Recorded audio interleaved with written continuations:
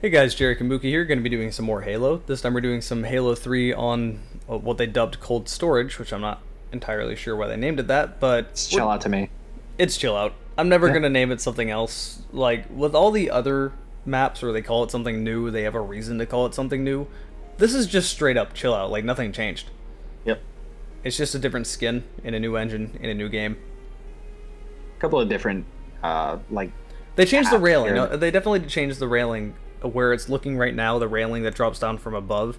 Because in Halo 1 you couldn't drop down from above. Yep. But in Halo 3 you can, which I love. I'm okay with this change. But as I have ranted about before, I still like this level in Halo 3, don't get me wrong. But I don't think it plays quite as well in Halo 3 as it does to Halo 1. All the new mechanics and whatnot just kind of make Honestly, I think I could say that the same exact thing about really any map that's in Halo 1 and Halo 3, or really any map that's not in both games. The pistol just makes it play so much better. Like any map, no matter what you're talking about. It gives you some way to fight back, no matter what it is. Yeah. Like, everything in Halo 3, or Halo 2 and beyond, was just so nerfed. Like, in Halo 1 it felt like you had a fighting chance, regardless of what they had, because you had that pistol. You had that pistol start. It would be nice if you spawned with the pistol out immediately, compared Yes. to, oh, I gotta pull out my assault rifle and then cock the gun before I can shoot anyone. But that's still better than not having anything to fight back against. Of course.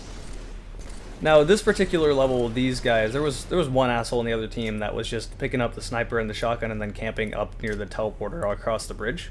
Mm-hmm. And in this situation, see, in Halo 1 I could just be like, well, screw you, I got the pistol.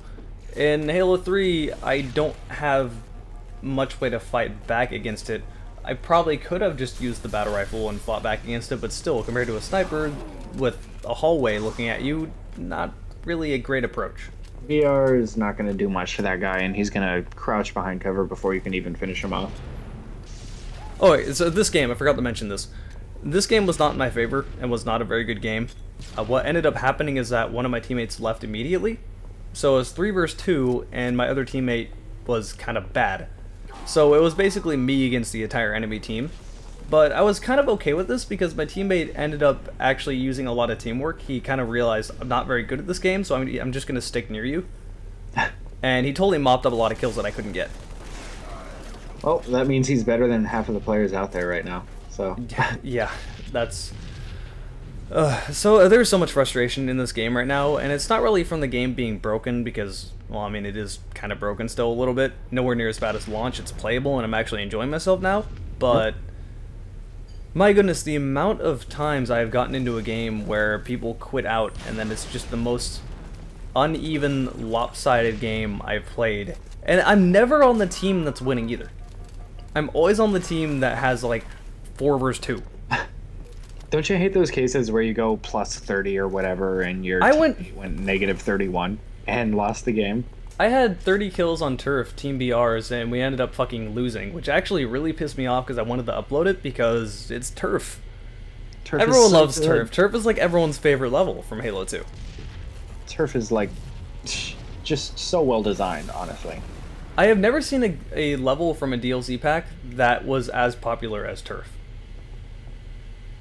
Granted, that's back when things were free and you didn't have to pay for them.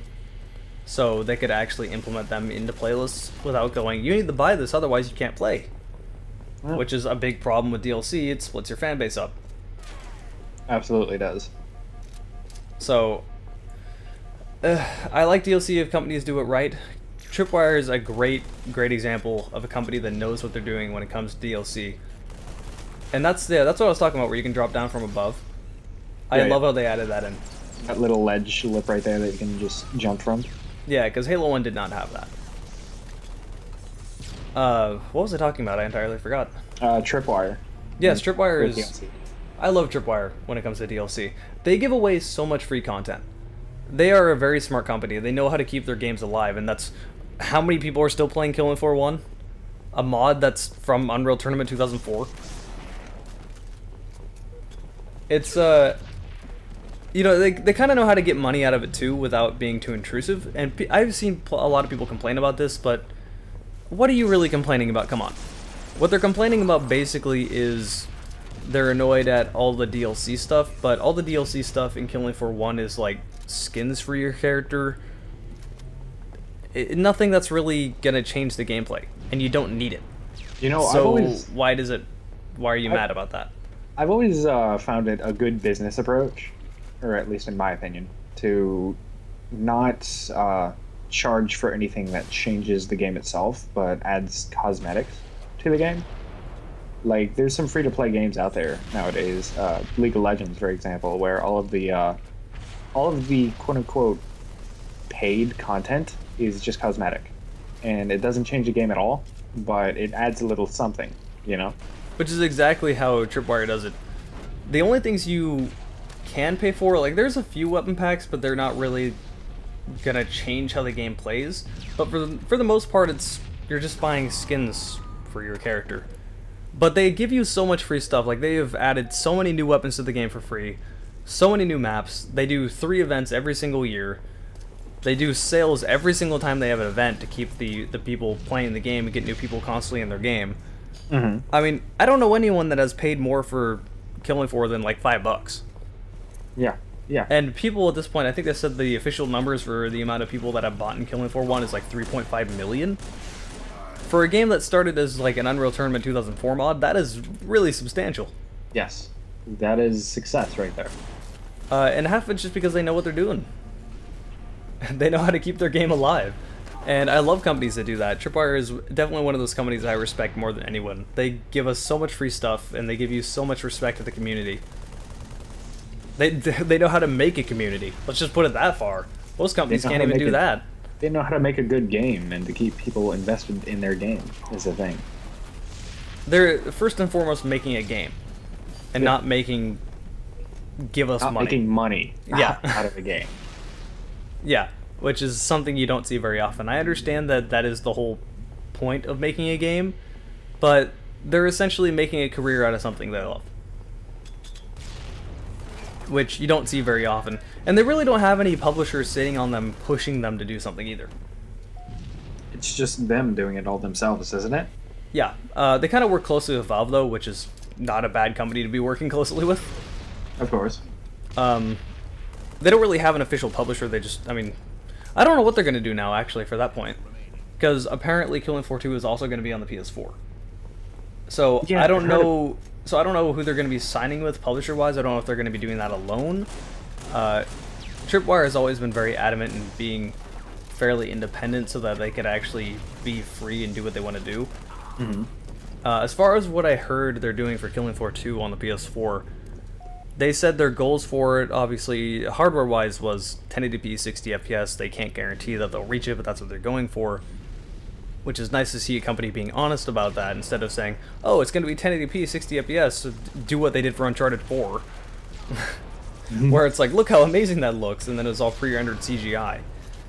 And then, like, a year later, they're like, see, here's the gameplay, and it looks like shit. Yeah. It's pretty ridiculous. So they're not doing that. I forgot where I was even going with this. They're being honest about the release. Oh, what they said they're trying is that they want to somehow make mods be a thing on the PS4. Will I believe that's ever going to happen? No. Not in any way whatsoever. But at least they're being ambitious about it. I know that the PlayStation 3 was kind of somewhat open to mod support. I don't know how it is with the PS4. Now that they have a paid service, I'm sure there's a lot of, like, loopholes you have to go through to get stuff like that working, but... See, when I say mod support, I immediately think of Halo 1 mod support, which is... Or Halo 1? Is it Halo 1? Killing Floor 1 mod support, which is a ridiculous amount of mod support, where there's official modding tools for everyone. Yes. Everywhere, ever. And there's so much content you can get. And they completely endorse that. Like, I mean, hell, one of the weapon packs they added in the game originally started as a mod that just got whitelisted. And then they kind of... Yeah, the IJC weapon pack. I remember back when that wasn't even an official thing in the game. That's where that KSG shotgun came from. That's where the medic assault rifle came from. That's where the Mark 23 came from. That's where the M99 came from. It was like a good 5 different weapons that got added into the game from that. It's amazing to me that the community can have such an impact on official releases. What's crazier is that good lord, with Killing Floor, they have such a huge Russian modding community. Like, Russian modders are ridiculous. the amount of stuff that Russian modders can do. I don't know what it is about Russia, but they just outdo everyone for everything ever, including dying. Wow. I swear to God, that could be Russia's motto. Is just, today is a good day to die. Who cares? Like, it doesn't matter. I'm gonna go drink vodka and die. Russia gives no fucks, is the thing. It really doesn't. It's pretty awesome. But God, there's so much mod support for Killing Floor, and for Red Orchestra for that matter. Although it's kind of more difficult to implement mods into something like Red Orchestra compared to Killing Floor, where you can make your own servers and stuff. Yeah, Red Orchestra seems to be far more complex as well as a game. Oh yeah, it definitely is. But then again, it's running on a newer engine with more gameplay mechanics. Yep. It's nowhere near as simple. Granted, for a game that came out on, basically started as a mod back in 2004, Killing Floor is not really that simple of a game either. Mm-hmm.